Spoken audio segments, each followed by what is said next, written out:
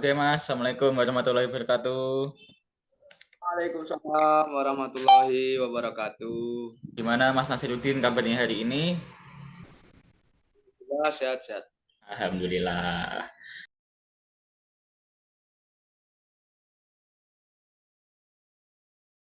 Oke Mas, aku langsung aja ya, ini pertanyaan pertama. Profil usaha Mas, usahanya Mas Udin nih kira-kira apa nih? Usaha saya itu telur di perdagangan sih. Telur sama berambang, bawang seperti itulah. Oh, jadi lebih ke itu ya, kebutuhan pokok ya? Oh, Ya, kebutuhan. sembako, siap-siap.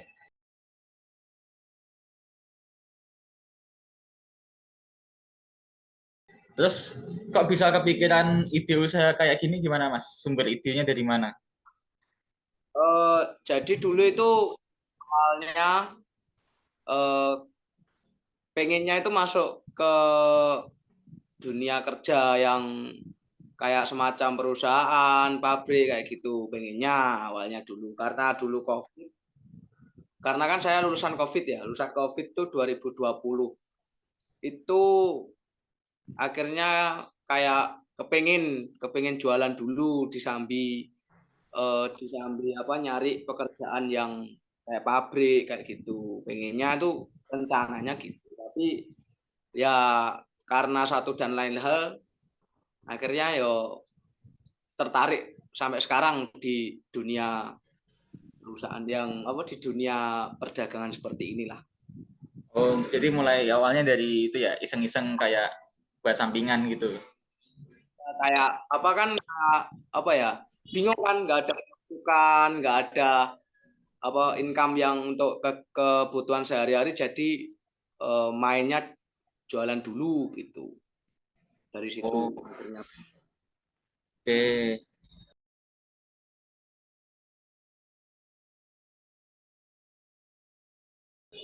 Terus ini Mas, timeline history kayak sukses sejarah berdirinya usahanya Mas Udin nih gimana? Panjang banget nggak apa-apa ya panjang Ya, loh. monggo monggo. Jadi Silakan. cerita dulu ya dulu ketika saya lulus dari sekolah lulus dari MAN 2 kota itu nggak langsung jualan tapi saya harus nentuin dulu saya mau kuliah atau enggak, saya harus mana untuk kedepannya gitu. Karena untuk menentukan masa depan kan dimulai dari diri sendiri dulu, baru nanti mengatur kedepannya. Nah, waktu itu saya mutusin memang nggak kuliah dan harus siap ngambil resiko apapun ketika nggak kuliah itu. Nah, pada saat itu langsung saya kepikiran untuk kerja atau jualan tadi. Seketika itu besoknya terus bapak saya itu nanyain saya mau kuliah atau enggak. Nah, pengennya bapak itu melanjutkan kuliah karena satu dan lain hal tidak bisa saya penuhin. Akhirnya saya memutuskan untuk tidak kuliah dan melanjutkan di pilihan tadi bekerja atau jualan. Ketika ketika itu sambil ngurusin eh, untuk persyaratan masuk kerja segala macam itu tak sambil sambil jualan. Akhirnya ketika jualan ya dari situlah belajar banyak banget tentang seluk beluk berjualan seperti apa kayak gitu. Dulu awalnya bukan telur sih. Dulu awalnya awal jualan itu ayam potong. Ayam potong itu ayam potong itu belum belum mempunyai ilmu banget. Belum tahu gimana celahnya di ayam potong, bahkan cara motongnya itu pun belum tahu. Tapi karena di situ saya sudah kepingin, sudah ada niatan untuk berjualan, akhirnya mau nggak mau ya harus belajar. Belajarnya saya itu melalui media sosial menggunakan YouTube contoh. Jadi dari YouTube lah ngebantu saya untuk berjualan. Sedikit membantu lah. dari nggak bisa motong ayam ya bisa motong ayam untuk dipotong segini seberapa. Akhirnya ayam kelihatan kurang gimana gitu di hati kurang gimana gitu. Menurut gue kurang cocok gitu juga terlalu banyak sih resikonya. Jadi yo akhirnya gantilah ke ketela di apa singkong di singkong terus ganti lagi sempat nambah di telur habis itu nambah lagi di bawang putih habis itu nambah lagi di bawang merah kayak gitulah. Buah sempat juga buah itu membantu bapak saya jualan buah itu saya bantu juga itu. Jadi sejarahnya saya berjualan tuh seperti itu. Awalnya dulu ya untuk ada pemasukan atau income dulu lah. Oh, oke oke. Jadi intinya dulu buat pemasukan ya. Terus sekarang keterusan dan makin asik gitu berjualan. Iya. Kayak apa tertantang gitu loh, kayak pengen mencapai target itu tapi sampai sekarang belum tercapai itu kayak Harus tercapai gitu ya. Semangat berarti.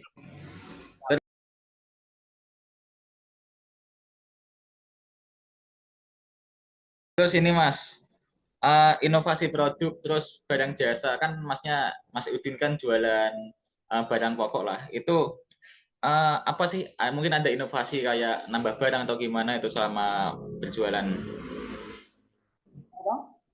Inovasi inovasi jualan Mas kayak misalkan tadi uh, ayam terus beralih ke telur terus beralih lagi ke itu bisa dijelasin Mas inovasinya apa aja yang selama Mas Udin berjualan gitu.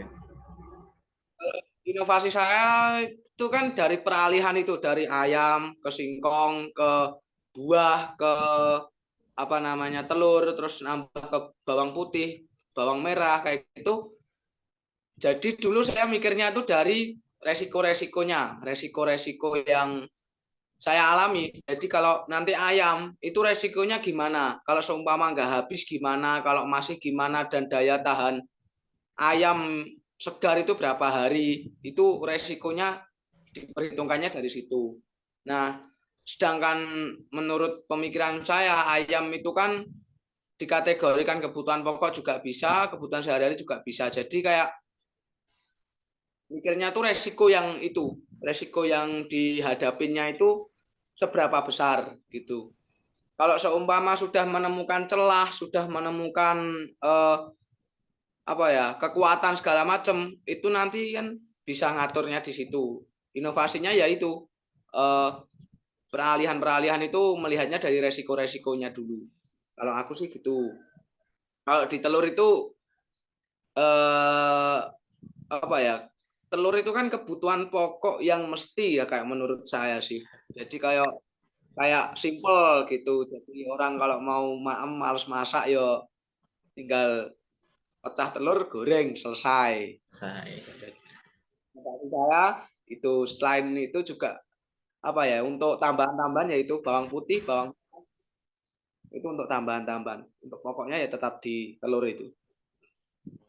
Jadi intinya inovasinya melihat target pasar yang butuh simple buat masak dan sebagainya gitu. Ya.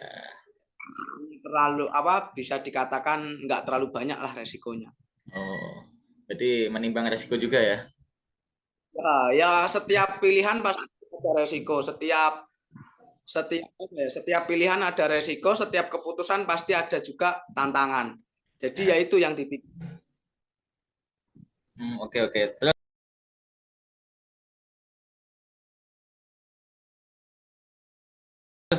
selanjutnya Mas, ini gimana sih Mas proses produksi atau layanannya Mas Udin setiap harinya? Jadi kayak melayani pelanggan tuh pakai metode apa, terus gimana cara melayaninya gitu Mas? Prosesnya setiap harinya gitu gimana selama berdagang? Kalau saya dulu awal jualan belum seberani ini. Maksudnya belum jadi inilah. Maksudnya masih kayak takut segala macam ya. Kalau produksi jujur telur kan bukan produksi saya. Ya. Telur kan produksi apa ayam. Nah, kalau mungkin kalau saya di layanan sih, di pelayanan kayak ketika ada customer beli gitu, ya baik mungkin kita layani dengan sebaik-baiknya lah. Andaikan si customer ini nyolot atau gimana ya kita nggak boleh nyolot, ya harus apa ya, kayak rendah banget, kayak harus jadi bawah banget, karena memang kalau nanti posisi kita nyolot pasti customer nanti akan lari. Nah itu jadi pelayanan yang terbaik bukan kepada customer, walaupun itu cuma di pasar atau di apa ya, semacam pinggir jalan, itu tetap layanan harus yang pertama karena itu nilai plus bagi seorang pembeli gitu. Jadi kalau orangnya yang jual ramah, pembelinya enak, gitu juga pasti mereka akan merasakan impact yang baik juga kepada kita. Jadi kalau pelayanannya itu proses pelayanannya lebih mengedepankan kepada customer ya, intinya gitu. Ya. Oke.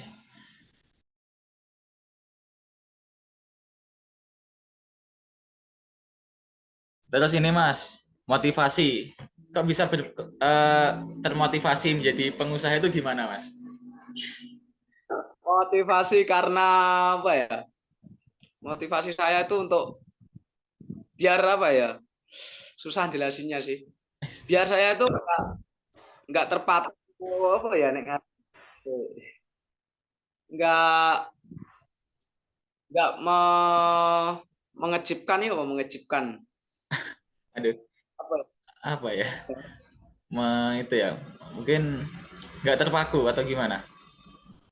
Nggak terpaku dengan dana dari orang tua gitulah, maksudnya kayak bantu biar kayak kita itu kan semakin dewasa kebutuhan makan akan semakin banyak, jadi ya mikirnya gitu, kalau seandainya kita minta uang terus-terusan kan nggak enak, sungkan, mungkin dari situlah kayak bantu orang tua agar nggak minta uang terus kayak gitu, terus untuk melatih diri kita bahwa nah, ini anak laki yang harus bertanggung jawab besok.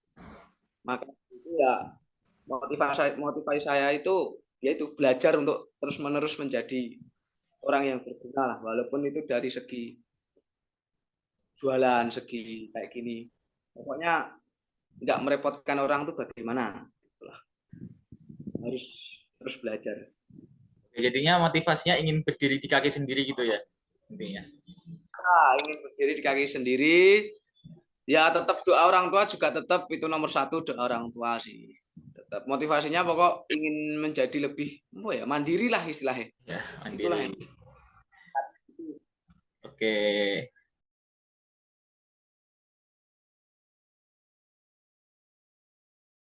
Oke, terus ini Mas, pengalaman selama menjalani usaha gitu. Pengalamannya yang pahit atau yang buruk ya? Mungkin yang sedikit-sedikit aja lah yang dijelasin. Oke, untuk pengalaman mungkin yang paling berharga menurut saya pengalaman itu di manajemen keuangan. Manajemen keuangan itu menurut saya sampai sekarang pun saya masih belajar tentang hal itu. Mungkin nggak tahu ya aku sendiri atau yang lainnya. Mungkin kalau saya PR terbesar saya di situ, di manajemen keuangan itu yang harus terus saya pelajari dan terus saya evaluasi itu di situ. Semakin bertambahnya tahun akan semakin banyak juga peningkatan dana ataupun mungkin dari inflasi atau fluktuasi seperti itulah, fluktuasi harga. Ya itu mempengaruhi juga sih kalau menurut saya. Mungkin berbeda lah dengan pendapat-pendapat lainnya. Pengalamannya ya tentang itulah manajemen keuangan yang masih belajar sampai sekarang pengalaman. Oke, oke. Jadi intinya itu ya, pengalamannya bisa memanajemen keuangan dan baik gitu ya, lebih mengatur bisa Ya, keuangan. ya seperti itulah. Ya. Oke.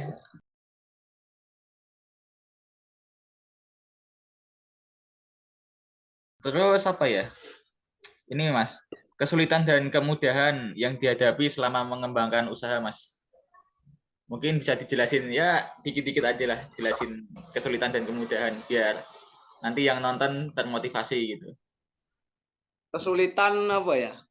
Kalau saya kesulitan mengatur emosional menurut saya.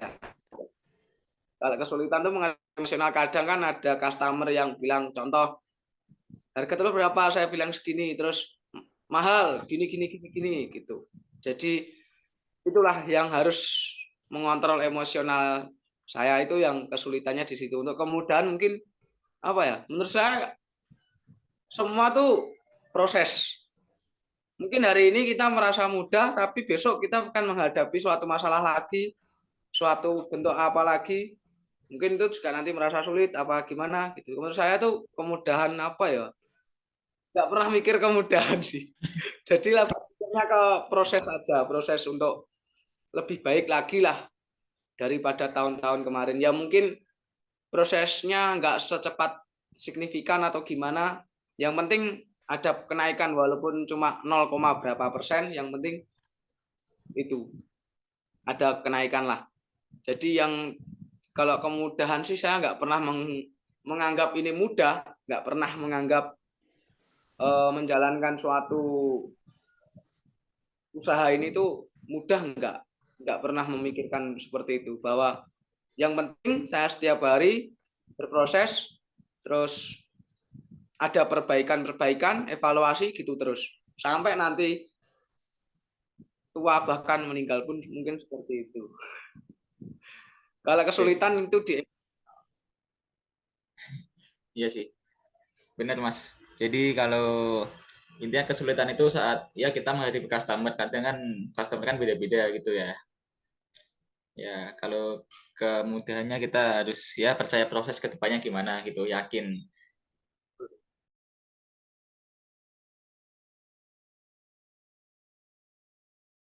Oke, terus tips dan trik Mas buat calon-calon pengusaha. tips and trick apa ya tipsnya?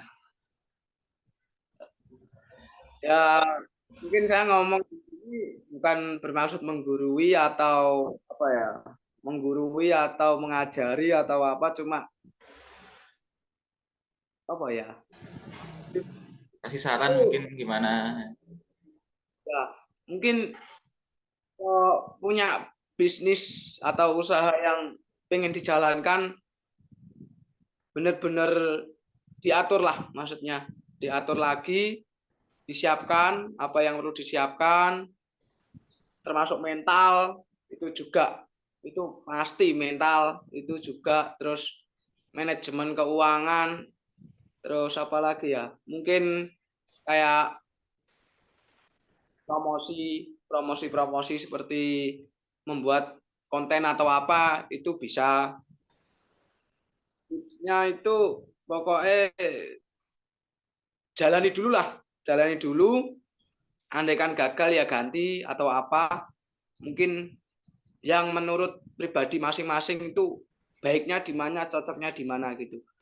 Dan setiap usaha itu nggak